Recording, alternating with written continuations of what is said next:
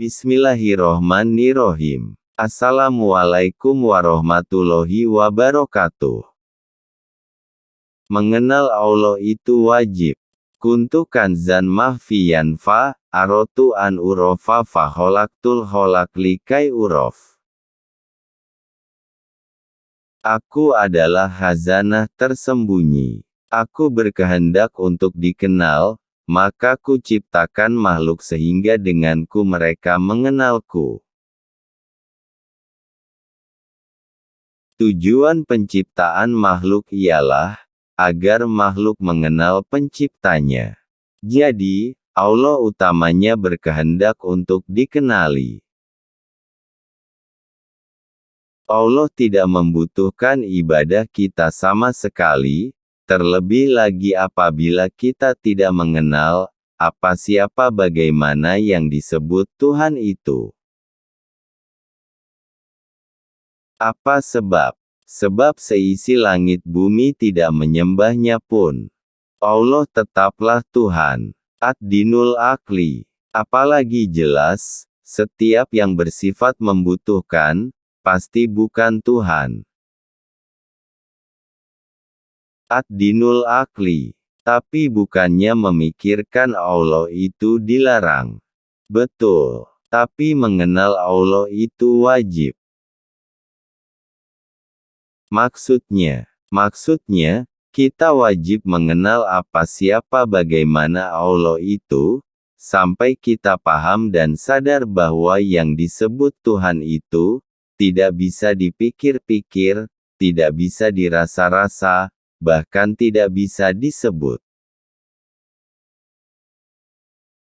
Sebab setiap yang bisa dipikir pasti bukan Allah, sebab setiap yang bisa dirasa pasti bukan Allah, sebab setiap yang bisa disebut pasti bukan Allah. Tidak ada sesuatu pun yang serupa dengan Dia. Kata Allah, ini namanya. Diri yang punya nama yang mana? Yang tidak bisa disebut, yang tidak bisa dipikir dan seterusnya. Nah, kalau pemahaman kita sudah sampai pada formula ini, Allah itu tidak sama dengan segala sesuatu yang bisa disebut, dipikir, dirasa. Barulah kita stop perjalanan Iqra mengenal Allah sampai di situ. Jangan dipikir-pikir lagi soal Allah itu beginikah atau begitukah. Inilah yang diharamkan. Sudah tahu tidak bisa dipikirkan, kalau memaksa dipikir-pikirkan juga, bisa gila kamu. Inilah maksud judul status di atas. Mengenalnya wajib, memikirkannya haram. Jangan terbalik, kebanyakan kita sebelum ini tidak mau berpikir dan memikirkan perihal ini. Belum apa-apa, sudah a priori terhadap bahasan-bahasan ilmu tauhid. Lupa kalau wahyu pertama, perintah pertama, ayat pertama, syariat pertama, itu bunyinya, Iqra. Lupa kalau Nabi Ibrahim alaihi salam itu digelari Khalilullah, kekasih Allah. Dan secara aklamasi dinobatkan sebagai Bapak Tauhid itu karena beliau akhirnya menemukan Tuhan melalui perjalanan Iqra. Firman Allah dalam Quran Surat Al-An'am 76-79.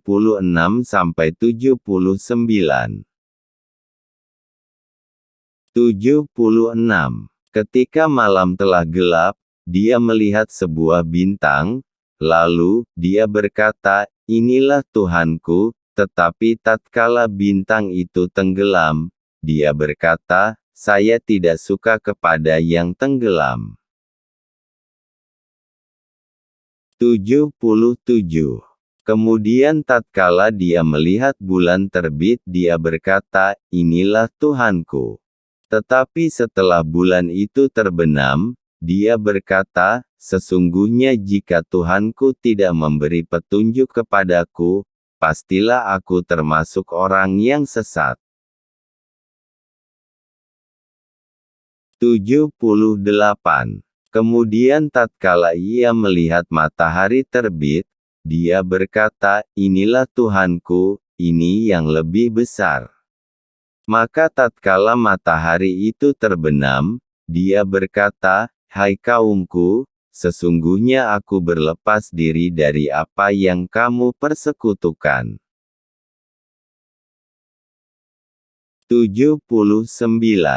Sesungguhnya aku menghadapkan diriku kepada Rob yang menciptakan langit dan bumi, dengan cenderung kepada agama yang benar, dan aku bukanlah termasuk orang-orang yang mempersekutukan Tuhan.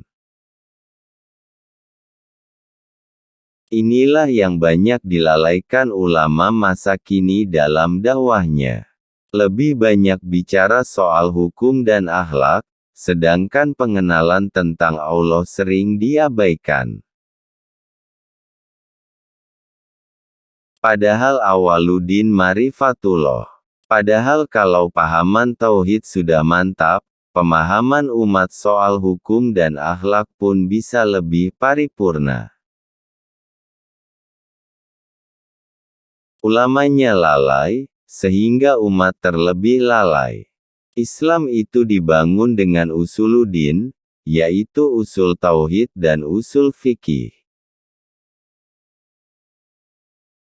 Mengapa tema-tema dakwah selama ini kadarnya tidak berimbang di antara keduanya, usul tauhid dan usul fikih? Itulah PR bagi siapapun Anda yang disebut ulama, kiai, habaib, ustadz, dai, gus, dan tuan-tuan guru. Terima kasih sudah menonton channel kami, semoga bermanfaat. Jangan lupa like, komen, share, dan subscribe. Sampai jumpa di video kami selanjutnya. Assalamualaikum warahmatullahi wabarakatuh.